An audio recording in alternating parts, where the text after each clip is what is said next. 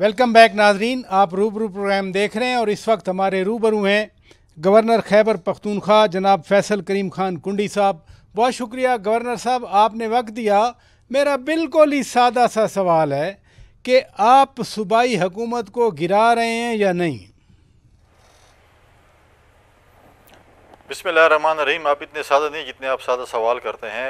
मैं क्यों गिराऊंगा? मैं तो ना MPA हूँ और ना मैं जो है इसमें सूबाई असम्बली का जो है वो मैं इसका जो है लीडर ऑफ द अपोजिशन या कोई हूँ जो मैं जो है वो वज़ीर आला को गिराऊंगा। वो तो MPAs नहीं गिराने, MPAs ही फैसला करेंगे कि किसको वोट करें किसको नहीं।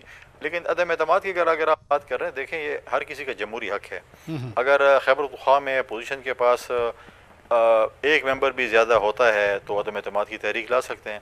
इस तरह अगर कौमी असम्बली में, सेनेट में, बाकी सूबाई असम्बलियों में जिस अपोजिशन के पास भी मेंबरान ज़्यादा होते हैं वो अदम एतमाद ला सकते हैं, जैसे हमने माजी में अच्छा, गुजारिश सुन लेना हमें ये अगर मगर के चक्कर से ज़रा निकाल के। अभी डॉक्टर इबादुल्ला खान कह रहे थे कि हमारे पास 54 मेंबर हैं और 72 चाहिए, यानी 72 मेंबर चाहिए, अब बच गए 18।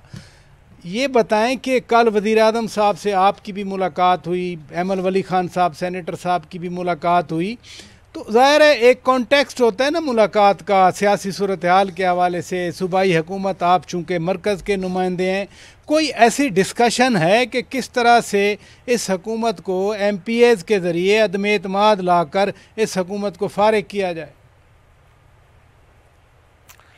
देखिए सच कोई डिस्कशन तो क्या कहूँ है या नहीं है, लेकिन जैसे डॉक्टर इबाद ने आपसे बात की, अगर उनको 22 बंदे चाहिए और 30 आज़ाद मौजूद हैं, अगर उनमें से 22 या 25 इनके पास आते हैं तो इबाद साहब का जमहूरी हक है कि वो अदम एतमाद की तहरीक ला सकते हैं। तो लिहाजा इसमें तो कोई दो राय नहीं है। हम तो किसी की हॉर्स ट्रेडिंग नहीं कर रहे, किसी की ख़रीदो फरोख्त नहीं कर रहे हैं, कुछ भी नहीं कर रहे। तो ये तो अगर मगर वाली बात नहीं है। जिस दिन भी अपोजिशन के पास मेंबर पूरे होंगे तो अदम एतमाद की तहरीक ले आएंगे। तो ये अपोजिशन के पास नंबर पूरे होने के कितने चांसेस हैं? पॉलिटिक्स में कोई हरफ आखिर नहीं होता, कभी भी हो सकता है, कुछ भी हो सकता है। आप देखें ना, कल तक कितने शेर व शकर थे। मौलाना फजल रहमान साहब और PTI के नुमाइंदगान एक दूसरे तरावी भी पढ़ रहे थे और अफ्तारियाँ और सहरियाँ भी कर रहे थे। आज PTI कह रहे कि नहीं, हमने तो गलत काम किया है। ये पॉलिटिक्स है। आप लोग बैठते भी हैं, आपके फासले बढ़ते भी हैं, आप कभी इत्तेहादी होते हैं, कभी अपोजिशन में होते हैं, तो ये चीज़ें तो चलती रहती हैं।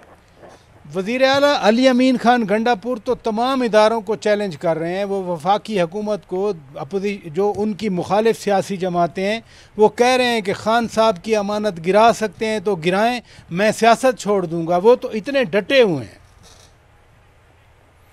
देखें, उनको सियासत नहीं छोड़ना चाहिए। वो क्यों अपने आप को इतनी कमज़ोरी बता रहे हैं कि सियासत छोड़ देंगे और भाग जाएंगे और मैदान छोड़ के चले जाएंगे। मैदान में हार जीत होती रहती है, लेकिन बात यह है जिस शख्स के नाम ले रहे हैं बानी चेयरमैन को, उसके साथ ये संजीदा हैं। उसके तो बैन कह रही है, उसको तो -1 कर दिया गया है। उसके साथ क्या सरोकार है? उसका जो बात थी, हमें तो पहले इनके बानी चेयरमैन कहते थे कि अगर दरिया फरात के किनारे एक कुत्ता भी प्यासा मर जाए तो उस हुक्मरान जिम्मेवार होता है। यहाँ पर 16 बंदे शहीद हो गए हैं। उसका इन्होंने क्या किया? लिहाजा चीज़ें। और इसमें जो है मदीना की रियासत में चोर और डाकू की सज़ा तो ये होती थी कि उसको सज़ा मिलती थी। यहाँ तो डाके डाले जा रहे हैं, चोरियाँ हो रही हैं, कमीशनें खाई जा रही हैं, नौकरें बेची जा रही हैं, लेकिन फिर भी जो है प्रमोशन दी जा रही है। तो ये सिर्फ टच देते थे मदीना की रियासत का, बाकी तो सारा इन्होंने जिस तरीके से लूट मार शुरू की। 50 अरब का कोहिस्तान का स्कैंडल देखें, गंदम चीनी देखें, आज कोई बिलियन ट्री का नाम लेने वाला है? आपके प्रोग्राम में हम बैठे होते थे, ये चीख रहे होते बिलियन ट्री बिलियन ट्री। आज किधर है बिलियन ट्री? बिलियन ट्री तो इन्होंने काट दिए 1 बिलियन ट्रीज, लेकिन आज शर्मिंदा होकर उसका नाम लेने वाले नहीं है कि हम बिलियन ट्री का भी कोई चीज़ है। लिहाजा ये चीज़ें जो हैं, ये डायलॉग बात बड़े अच्छी बात होती है, मारते भी रहते हैं। अंदर जब कमरे में होते हैं ऐसे ताबेदार और अच्छे बच्चे होते हैं कि चूँ चाँ भी नहीं करते। बाहर अब अपने पार्टी के वर्करों को कुछ दिखाना भी पड़ता है ना, वो भी इतना भी नहीं करेंगे, इतनी भी इजाज़त आप नहीं देंगे कि अच्छा बच्चा ये काम भी करे। अच्छा, वो आप पर ज़ाती हमले भी आज कर रहे थे, कुछ अलकाबात भी उन्होंने आपके बारे में कहे। मैं वो तो नहीं कहूँगा, लेकिन वो कहते हैं कि आप तो काउंसलर नहीं बन सकते, हुकूमत कैसे गिराएंगे आप? तो आप जलन महसूस कर लेना, तो मेरी तरफ से उनको बरनाल भिजवा दें। नहीं, क्या पैगाम भेजें आपका? मेरी तरफ से मैं कि बरनौल की एक डब्बी भिजवा दें, क्योंकि उनको बड़ी जलन हो रही है। दूसरी बात ये है, वो तो खुद कह रहे गवर्नर के पास कोई इख्तियार नहीं था, कुछ भी नहीं होता, तो उनके ऊपर गवर्नर हाउस इतना हावी है, उनको ख्वाब में भी गवर्नर हाउस नज़र आता है। थोड़ा सा मेरे ख्याल में जहनी प्रॉब्लम भी है। सिंध में मैं उनको ऑफ़र कर सकता हूँ कि उनका फ्री इलाज हम करा सकते हैं। सिंध में टोटली फ्री इलाज होता है, उधर आपको हेल्थ कार्ड की ज़रूरत भी नहीं होती, कुछ भी नहीं होता, कोई सिफारिश की ज़रूरत भी नहीं है। तो अगर उनको कोई ज़रूरत है इलाज करने की, तो हम सिंध में उनको फ्री ऑफ कॉस्ट ऑफ़र कर सकते हैं। नहीं, आप पर ज़ाती हमले करने की क्यों उनको ज़रूरत पेश आई? अब उसके दिमाग का जो फोबिया है गवर्नर हाउस का और मेरा, मैं तो उसको नहीं हटा सकता। उसका इलाज मेरे पास तो नहीं है, सिंध के अस्पतालों में शायद होगा। और दूसरी बात है, करते रहे, उनको पता है कि यही शख्स है जो मुझे मक्खी की तरह उठाकर बाहर फेंक सकता है। तो इंशाल्लाह आप देखेंगे कि मक्खी की तरह उठाकर इसको हम कैसे बाहर फेंकते। कब तक बाहर फेंकेंगे? आप बड़ी जल्दी में, हमें कोई जल्दी नहीं है, इंशाल्लाह आप देखेंगे, टाइम के मुताबिक करेंगे, बड़े ठंडे दिमाग से करेंगे। अच्छा, मौलाना साहब ने तो ये भी फरमा दिया, अभी आपने ख़ुद मौलाना फजलुर रहमान साहब की बात की, उन्होंने कहा कि उनको कोई दिलचस्पी नहीं है वो हुकूमत रहे कि पीटीआई की केपी में या ना रहे। साथ साथ मौलाना साहब ये ज़रूर फरमा रहे थे कि उनके लोगों को सोचना चाहिए सूबे में क्या हो रहा है। मौलाना साहब क्या कहना चाह रहे हैं आपके ख्याल में? देखो, उन्होंने यही कहा ना कि पीटीआई की हुकूमत रहे या न रहे, किसी की ज़ात की बात तो नहीं कि सीएम ये वाला रहे या न रहे।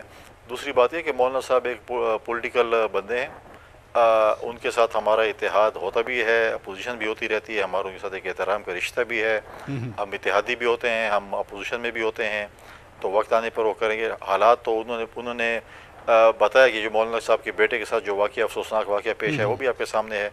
मैं आपके प्रोग्राम में कई दफ़ा कहा है कि ये नाकाम और नाअहल हुकूमत ने हमारा सूबा जो है वो दहशत गर्दों के हवाले कर दिया, खुद लूट मार कर रहे हैं, करप्शन कर रहे हैं, नौकरें बेच रहे हैं, कमीशनें खा रहे हैं, और सूबा जो है वो, आप कल देखें बाजोड़ में जो वाक़या पेश आया, उससे पहले जो है, अब देखें, मुझे बताएं, अगर फ़ौज इंटरनल सिक्योरिटी भी वो करे, सरहदों की हिफाजत भी वो करे, जलजले में भी वो आए, सैलाब में भी वो आए, आपने पहले जो है वो उस पर वार्ड में भी उनको मंगाया, अब एक पोलियो ड्रॉप्स रह गए, तो ये भी आप उनको बोलेंगे यार पोलियो ड्रॉप्स भी आप पिलाएं।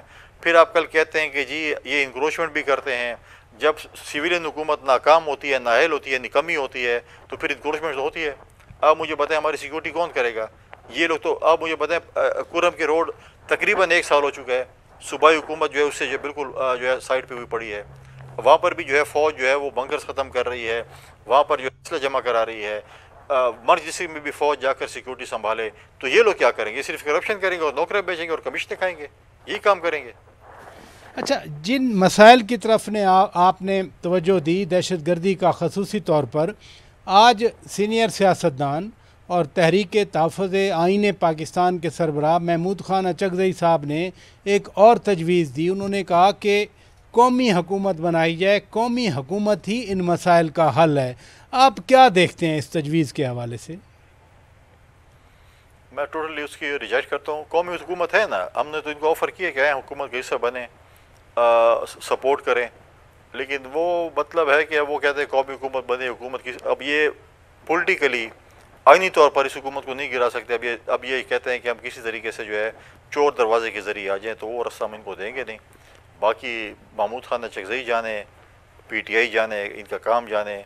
अब वो महमूद ख़ान अचकज़ई जिसका क्या क्या कुछ इन्होंने नहीं किया, अपने जलसे जुलूसों में क्या कुछ नहीं करते थे, और आज वो उनका जो है वो रहबर। अच्छा, आपने फरमाया कि कौमी हुकूमत है, इस हुकूमत में MKM भी हिस्सा है, दीगर सियासी जमातें भी हैं, लेकिन MKM के ख़िलाफ़ तो आज आप ही के सूबाई वज़ीर जनाब शर्जील मेमन साहब बाकायदा सवालात उठा रहे थे। वो कह रहे थे कि MKM ने बल्दियाती इंतखाबात क्यों नहीं लड़े, जमात इस्लामी को भी उन्होंने हेड ऑन लिया।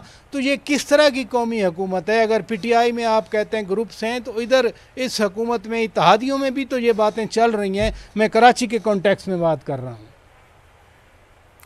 देखिए, कराची में जो है वो MKM और पीपल्स पार्टी का अपना एक जो है वो चलता रहता है, क्लैश चलती रहती है, माजी में भी थी, अभी भी है। हम जब 2008 से 13 तक हुकूमत में थे, अवामी नेशनल पार्टी भी हमारी काबीना का हिस्सा थी और MKM भी काबीना का हिस्सा थी। वहाँ पर MKM को और अवामी नेशनल पार्टी के आपस में आप देखें कितना वहाँ पर झगड़ा हो रहा होता था, लेकिन हमारे साथ इत्तेहादी थे। हम मरकज़ में जो है MKM की इत्तेहादी नहीं, हम मरकज़ में PMLN की इत्तेहादी हैं। मतलब है कि उनको सपोर्ट हम कर रहे हैं, काबीना का हिस्सा है MKM उनकी। तो वो क्योंकि इस वक्त जो ड्राइविंग सीट पे वो शहबाज शरीफ साहब बैठे, उन्होंने सबको साथ लेकर चलना है। लिहाजा वो उनके इत्तेहादी हैं, हम उनको सपोर्ट कर रहे हैं, बाकी भी उनके इत्तेहादी हैं, कोई सपोर्टर्स हैं, तो वो चल रहे हैं। सिंध में हमारे इशूज़ डिफरेंट है, हमारे एम के साथ इशू है, कराची में भी है, बल्दियाती इलेक्शन में भी हुआ, बाकी चीज़ें भी हुई। जमात इस्लामी का भी वहाँ पर इशू है। जमात इस्लामी को जो है वो हमारे दोस्तों को सिर्फ सिंध नज़र आता है कि कराची में ये हो रहा है, यहाँ पर जो दहशतगर्दी हो रही है, लूट मार हो रही है, सब कुछ हो रहा है, गबन हो रही है, उनको नज़र नहीं आता। कोहिस्तान का 50 रुपये का स्कैंडल नज़र नहीं आता, गंदम चीनी चोरी हो जाती है वो नज़र नहीं आता, अस्पतालों के जो है वो अद्वियात चोरी हो जाती हैं वो नज़र नहीं आता। आज तो CM साहब के अपने अस्पताल में 50 करोड़ रुपए की जो है चोरी नज़र आ गई कि वो भी चोरी हो चुकी है। तो लिहाजा मतलब है कि वो उनको नज़र नहीं आते। सिंध का जो इशू हम कहते हैं बिल्कुल करें, तनकीद बरा इस्लाह करें, हम उसको ठीक करेंगे, लेकिन तनकीद बर तनकीद अगर आपने करनी है वो तो मैं नहीं समझता कि ऐसी कोई अच्छी चीज़ है।